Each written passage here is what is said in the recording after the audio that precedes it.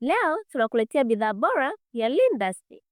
Hiki ni kiwadudu chenye asili ya unga maalum kwa ajili ya kulinda nafaka zilizohifadhiwa dhidi ya kushambuliwa na wadudu kama dumizi wa mahindi. Lindas husaidia mazao yako kubaki salama kwa muda mrefu kwenye ghala au mfuko wa kuhifadhia. Lindas ina viambata viwili muhimu sana. Fenitrothione.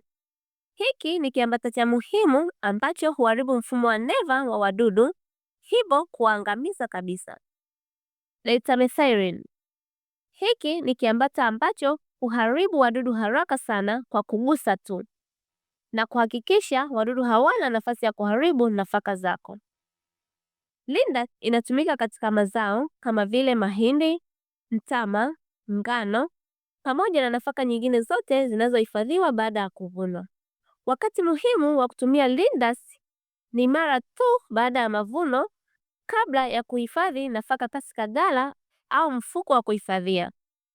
Hii itahakikisha nafaka zako zipo salama kwa miezi mingi sana.